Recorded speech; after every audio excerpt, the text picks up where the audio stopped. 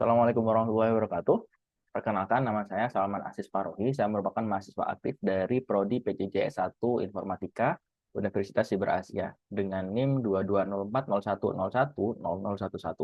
Dalam kesempatan kali ini, saya akan memaparkan hasil dari tugas untuk UTS mata kuliah metode penelitian teknologi informasi, di mana saya akan memaparkan hasil dari literatur review dan latar belakang yang sudah saya buat.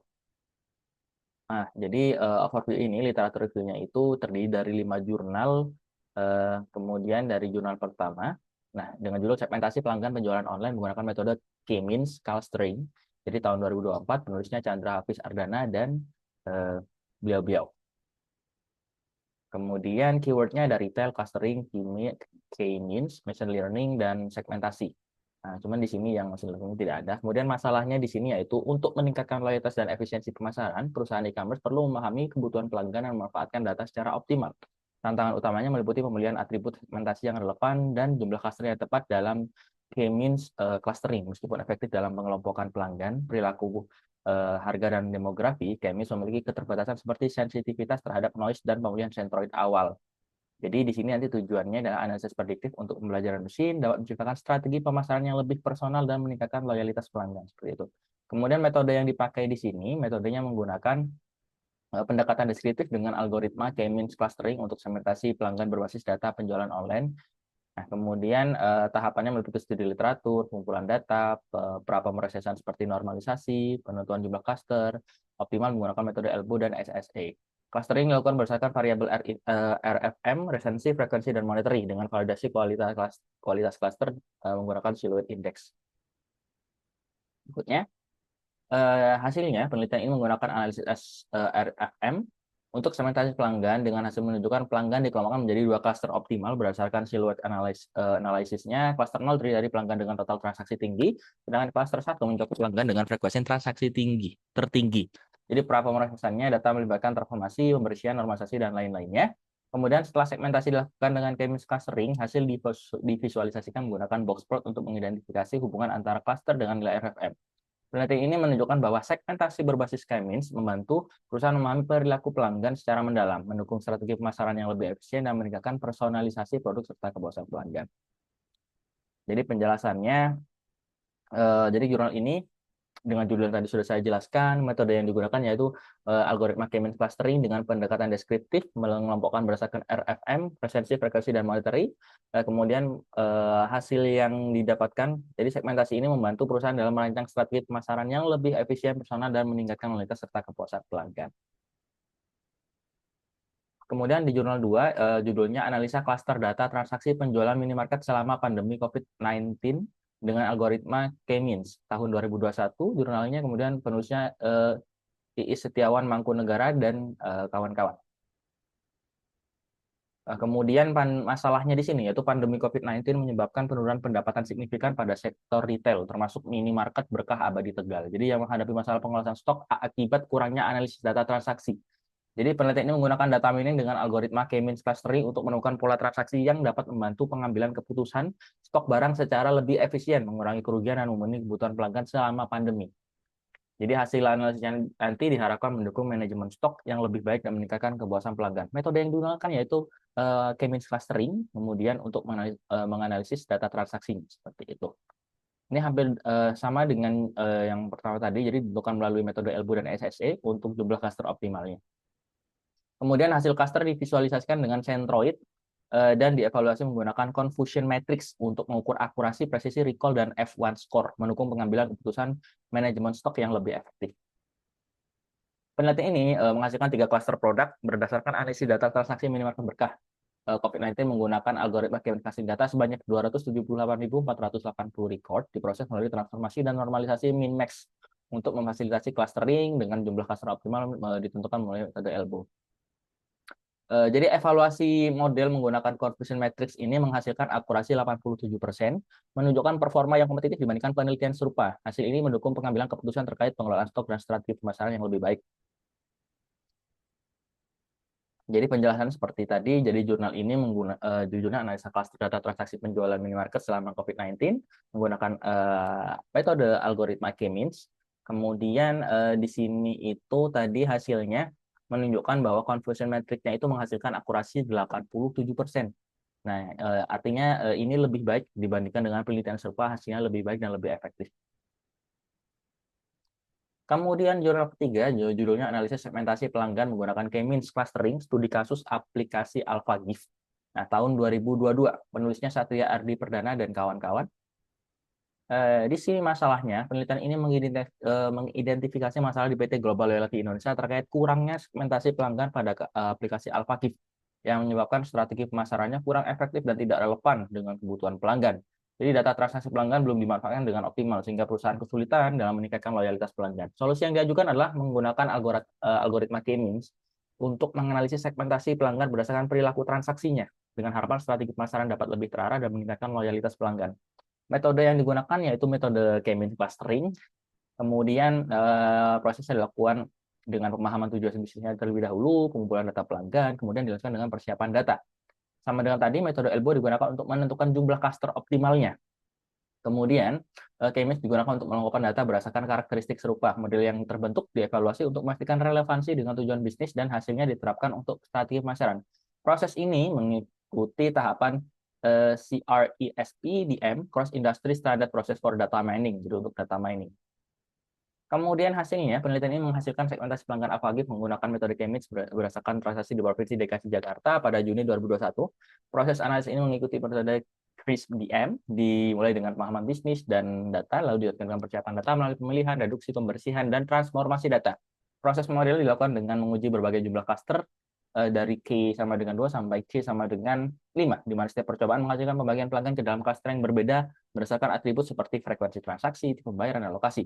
Hasil pengolahan menunjukkan bahwa klaster yang optimal dapat memberikan gambaran segmentasi pelanggan yang lebih jelas yang dapat membantu strategi pemasaran lebih terfokus, misalnya dalam menawarkan promosi yang relevan sesuai dengan karakteristik tiap klaster.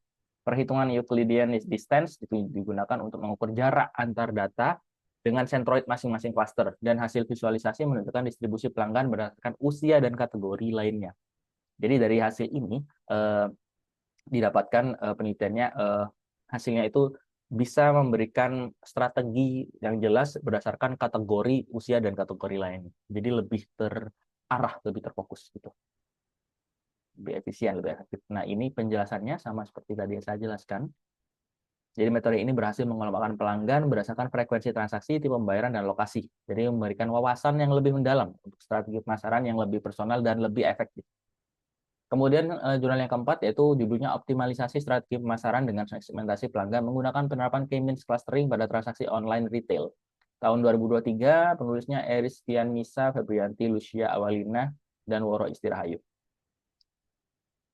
Masalah utama penelitian ini adalah kesulitannya perusahaan dalam memahami dan mengelompokkan pelanggan untuk strategi pemasaran yang lebih efektif. Dengan persaingan bisnis yang ketat dan volume data transaksi yang besar, perusahaan kesulitan untuk mengenali kebutuhan pelanggan dan mempertahankan mereka. Oleh karena itu diperlukan metode efisien seperti algoritma K-means dan model RFM untuk segmentasi pelanggan, guna meningkatkan layanan dan kepuasan pelanggan dan daya saing di pasar. Penelitian ini melibatkan metodenya yaitu melibatkan uang transaksi online retail sebanyak 54.910 record, diikuti dengan studi literatur untuk memilih metode segmentasi yang tepat. Jadi analisis data dan pre-processing dilakukan dengan menangani matching value dulu, outliers dan transformasi data, jadi cleansing dulu datanya. Kemudian algoritma K-means clustering digunakan untuk mengelompokkan pelanggan berdasarkan perilaku pembelian. Dengan evaluasi menggunakan metode Elbow untuk menentukan jumlah cluster optimal, menghasilkan segmentasi pelanggan untuk strategi pemasaran. Hasilnya, penelitian ini menggunakan, jadi saya baca dari sini aja. Jadi proses eksplorasi data menggunakan hubungan korelasi signifikan antara jumlah produk yang terjual dengan total penjualan dengan korelasi sebesar 0,92. Menunjukkan semakin banyak produk terjual, semakin tinggi penjualan total. Analisis produk mengidentifikasi regency extend 3 tier sebagai produk dengan penjualan tertinggi. Selain itu, analisis menunjukkan adanya peningkatan jumlah pelanggan tetap dari bulan ke bulan, sementara pelanggan baru mengalami fluktuasi. Data ini memberikan wawasan yang mendalam mengenai kinerja produk, tren penjualan, serta pola perilaku pelanggan yang berguna untuk strategi bisnis lebih lanjut. Penjelasannya sama seperti yang tadi. Jadi penelitian ini memberikan wawasan lebih mendalam untuk meningkatkan layanan dan kepuasan pelanggan. Jadi untuk pengambilan keputusan di masa depan. Jurnal kelima yang terakhir, penerapan algoritma K-means clustering dalam pengelompokan data penjualan supermarket berdasarkan cabang atau branch. Tahun 2024 ditulis oleh Pia Alfianatinova dan kawan-kawan. Sorry. Oh, ini. Masalahnya penelitian ini latar belakang ketidakoptimalan pengelompokan data penjualan di supermarket yang masih bergantung pada proses manual.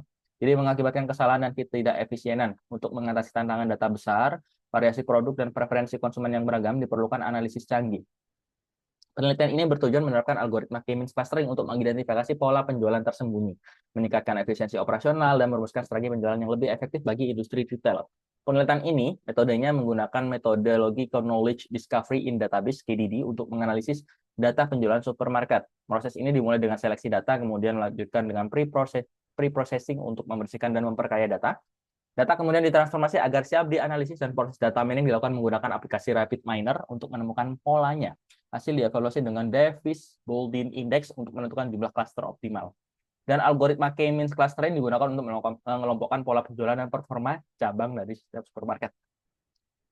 Penelitian ini menerapkan algoritma K-means clustering untuk menganalisis data penjualan supermarket yang diperoleh dari Kaggle. Data diproses menggunakan RapidMiner dengan langkah-langkah seperti pembacaan data, seleksi atribut, dan transformasi data nominal menjadi numerik. Setelah data yang tidak relevan dihapus, K-means digunakan untuk membagi data menjadi dua klaster. Dengan klaster 0 berisi 902 anggota dan klaster 1 berisi 98 anggota. Evaluasi kinerja klaster dilakukan dengan Davis-Baldwin Index dan visualisasi serta statistik disajikan untuk mengungkap pola penjualan yang lebih mendalam lagi. Penjelasannya sama seperti tadi, jadi ini menggunakan aplikasi RapidMiner, kemudian dibagi menjadi dua klaster, kemudian nanti tadi dibagi yang klaster 0 902 anggota dan klaster 1 berisi 98 anggota. Nah, dari kelima jurnal ini, nilai inovasinya yaitu dapat ditarik kesimpulan bahwa algoritma K-means clustering dalam segmentasi pelanggan dan analisis penjualan di berbagai konteks seperti e-commerce, minimarket selama pandemi, dan pengolahan data penjualan supermarket. Nah, inovasi utamanya adalah penggunaan K-means untuk mengidentifikasi pola tersembunyi dalam data yang cukup besar dengan metode seperti elbow method, kemudian menentukan jumlah cluster optimal, dan penerapan RFM, model untuk segmentasi pelanggan. Alat seperti RapidMiner juga digunakan untuk meningkatkan efisiensi operasional dan strategi pemasaran yang lebih tepat sasaran. Kombinasi teknik ini memungkinkan pengelolaan data yang lebih efektif dan pengambilan keputusan yang lebih terfokus. Seperti itu. Untuk itulah judul penelitian yang direncanakan saya, yaitu analisis kinerja algoritma clustering untuk segmentasi pelanggan dalam industri retail. Latar belakang penelitian yang saya ambil ini, jadi industri retail merupakan salah satu sektor yang sangat dinamis dan terus berkembang seiring perubahan perilaku konsumen, jadi pertumbuhan data transaksi serta meningkatkan persaingan dalam pasar. Jadi di era digital ini perilaku pelanggan tidak hanya ditentukan oleh faktor tradisional seperti lokasi dan preferensi produk, tetapi juga oleh interaksi mereka dengan platform digital seperti e-commerce, pelanggan, dan media sosial. Jadi dengan besarnya volume data dan transaksi yang dihasilkan setiap hari, perusahaan menghadapi tantangan untuk memahami pola perilaku pelanggan dan memenuhi kebutuhan mereka secara tepat waktu dan lebih efisien. Segmentasi pelanggan menjadi salah satu pendekatan strategis untuk menjawab tantangan ini, memungkinkan perusahaan mengelompokkan pelanggan ke dalam kategori yang lebih relevan berdasarkan karakteristik, preferensi, dan pola pembelian mereka. Kemudian segmentasi yang lebih efektif ini terbukti mampu mendukung pengembangan strategi pemasaran yang lebih personal, meningkatkan kepuasan pelanggan, serta menciptakan loyalitas yang lebih tinggi. Kemudian algoritma clustering, terutama K-means, telah menjadi metode yang banyak digunakan oleh segmentasi pelanggan karena kesederhanaannya dalam implementasi serta kemampuannya untuk mengelompokkan data secara efisien.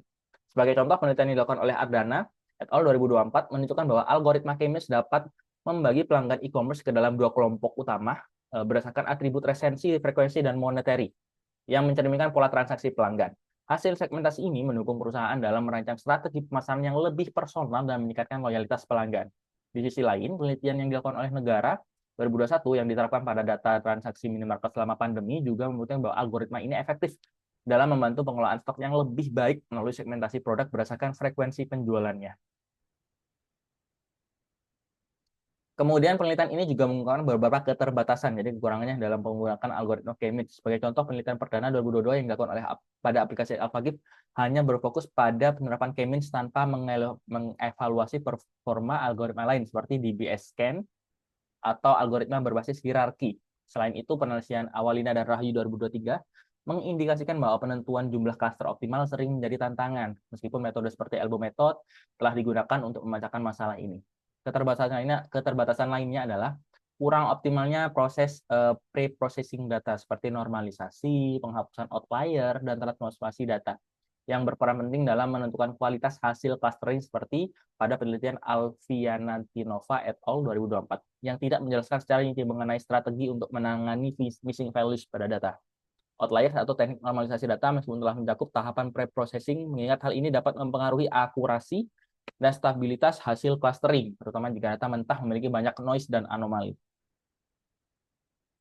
Kemudian penelitian ini juga bertujuan untuk mengatasi keterbatasan tersebut dengan melakukan analisis mendalam terhadap kinerja berbagai algoritma clustering dalam konteks segmentasi pelanggan industri retail. Selain K-means, algoritma lain seperti DBSCAN dan algoritma berbasis hierarki akan digunakan untuk memberikan perbandingan performa yang lebih komprehensif. Jadi evaluasi akan dilakukan menggunakan matriks seperti Davis-Baldwin Index dan Silhouette Score yang mampu menggambarkan kualitas hasil clustering secara kuantitatif. Tahapan penelitian ini akan mencakup pre-processing data yang optimal untuk memastikan data transaksi retail dapat diolah dengan baik, termasuk normalisasi, penghapusan outlier, dan transformasi variabel. Hasil penelitian ini juga diharapkan dapat memberikan kontribusi signifikan dalam pengembangan strategi pemasaran berbasis data yang lebih efektif di sektor retail.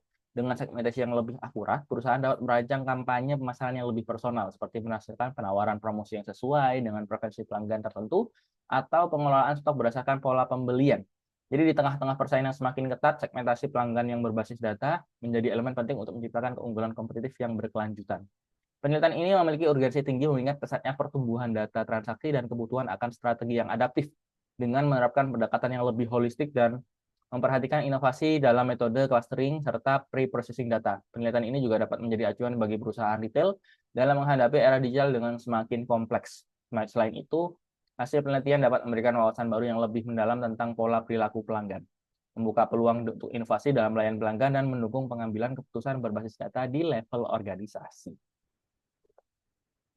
Jadi harapannya memang penelitian yang saya ambil ini supaya industri retail itu bisa memanfaatkan teknologi yang ada saat ini untuk tidak kalah bersaing dengan industri-industri besar. Nah, untuk memperbaiki proses pengambilan keputusan yang lebih terarah, fokus, dan lebih efisien, serta personal kepada pelanggan, sehingga meningkatkan kepuasan pelanggan terhadap penjualan dalam industri-industri retail seperti itu. Sampai sini dulu penjelasan yang bisa saya jelaskan tentang tugas saya. Kurang lebihnya saya mohon maaf. Terima kasih atas perhatiannya. Wassalamualaikum warahmatullahi wabarakatuh.